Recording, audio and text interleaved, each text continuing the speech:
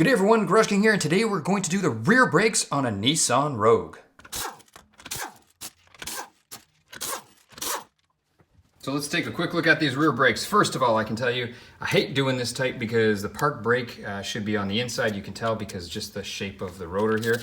It's right in here, they're not as flat, so that really sucks because getting off the rotor is usually a pain in the butt. So anyway, these develop a rust ridge at the back, so if you keep reusing this rotor and never take it off and clean it or resurface it or replace it, then what happens is eventually they get stuck and you can destroy your whole park brake trying to get them off. Okay, so first things first, we're going to remove the rear caliper. We got two bolts there, top and bottom, they're 14 mil, and then we got another two for the bracket, and they are 17 millimeter. Now when you take these out, you'll notice that these they're not bolts, they're sort of like the caliper pins. And the bottom one has a rubber on it, so make sure you don't confuse them. And then we'll see how, usually the top one doesn't, but I don't know if I can take it out right away with this brake hose on because it's going to block it. But we will see, as long as we can get it out enough. And there we go. Now we can take this off, just like so. And now we should be able to just kind of wiggle, there you go. I can wiggle a pin out, so the pin is out. And it's starting to get a little rusty, so we're going to have to clean that up. I mean, the one good thing about this style of brakes is at least you can just push them in. You don't have to twist them. You don't have to twist the piston because the shoes are right there. I think I'm going out of frame there when I'm doing it, but I'll explain it. So our piston is pushed in, and what I was saying is, the nice thing, well, it's a double-edged sword, this style of brakes. Whenever you have this style of brakes, park brakes in it, so it really sucks. But at the same time, then the caliper is usually easier to deal with because you don't have to twist the piston when you're pushing it in. They just go straight in if you have this style of brakes. If you don't have park brakes in here, then your park brake is built into here, and then those are the style that you have to twist the piston going in.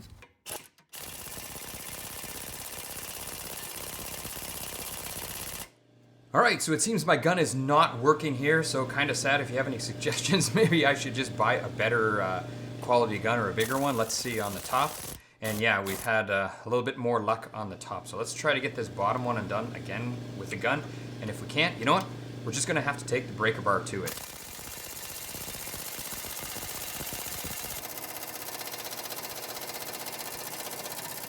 All right, so breaker bar did the job. I had to use a breaker bar to get the bottom bolt out. That's just what happened. So once that's loose, now I can use my gun to take out the two bolts and remove the bracket. So here we have our two pins. This one I'm going to take the wire wheel. It's pretty rusty. Here was the bottom one, if you remember, rubber on the bottom. And this pad won't even come out. It's just too tight, so I need a hammer. There we go. So now what I'm going to do is just clean these up right here. Let's pull this apart.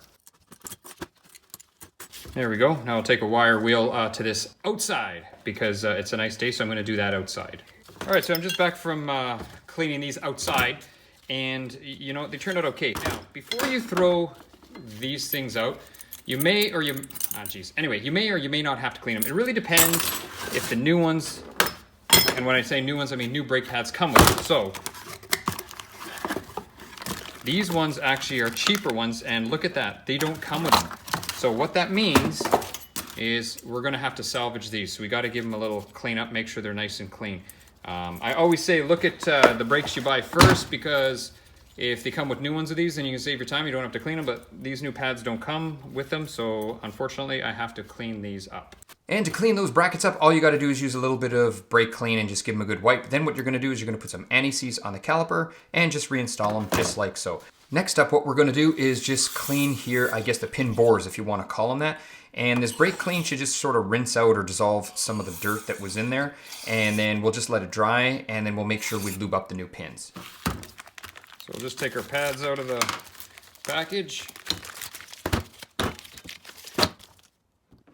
There you go. That's the inner one there, and that's the outer one there. And I just put some of my, there you go, disc brake quiet on there.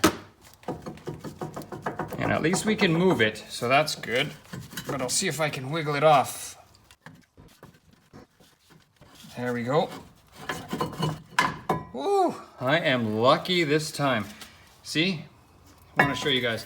A lot of times you develop a ridge. So yeah, so here's a rear rotor. Brake pads go around on the inside, and this ridge, a lot of times you get a rust ridge because the pad's right on the inside and nothing is right here, so the rust builds up, and it makes it really, really hard to pull them off from the brake. So anyway, we're gonna clean this up. This one was a win. Now we're just gonna clean up the center part here. Now if you have a mask, some eyewear, you can go ahead and use an air tool.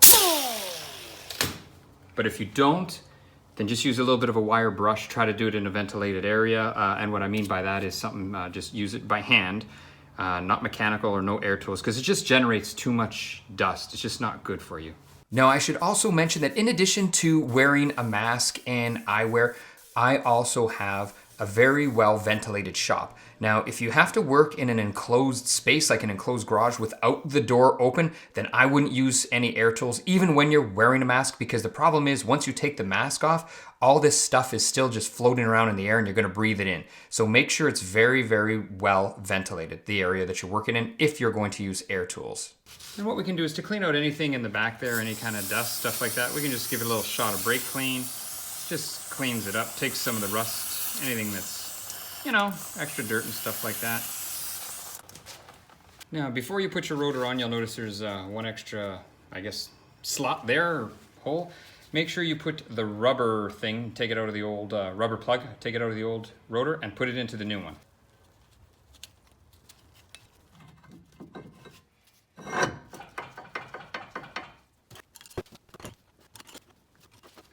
Now on these pins here, you can see there's a little bit of a flat there. I'll sort of moving it around, there you go, you can see the flats.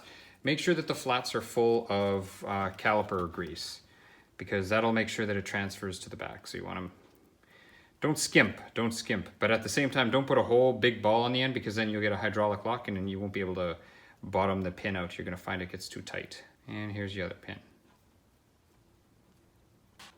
Now on this style caliper, you can see the brake line is totally in the way. So what I do is I put the pin in first. This way I can sort of maneuver the caliper around and then we'll put it together. So here's the bolt here I'm doing up. We got our pin here and you can see how tight it is to the brake line. So that was the whole reason for doing what I did to put it together, because now it's easy, everything's loose. We can flip it up, we'll put our pads in a minute, but before we do that, I want to put the bottom bolt in here. There we go. And now once we have the top pin in our caliper threaded in a little bit, it's actually quite easy just to remove the caliper and we can just flip it up and down, and we know that our top pin is actually lubricated. So now it is time to install the pads. And I'm just putting a little bit more in this one because some of it came off. I want to make sure it's really well lubed. Now with this here, you can tell where the rubber is, so you just kind of got to line it up so it's straight, just like so. And then we're going to put this one in. There we go. 14mm wrench.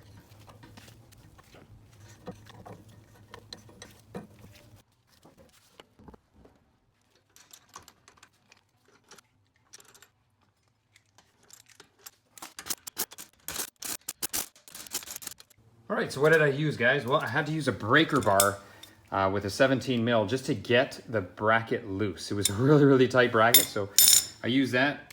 Obviously my caliper spreader every time. I use this to pop the caliper free. When I was doing it with the air tool, I used a 17mm swivel, but you don't need that. You can do it just with a regular ratchet once it's loose. Screwdriver always just for putting the lube in. My two wrenches, 17 and a 14, 21mm socket, and then the air gun with the torque stick to put the tire back on. And that was it. Pretty easy job. If you have any questions, let me know.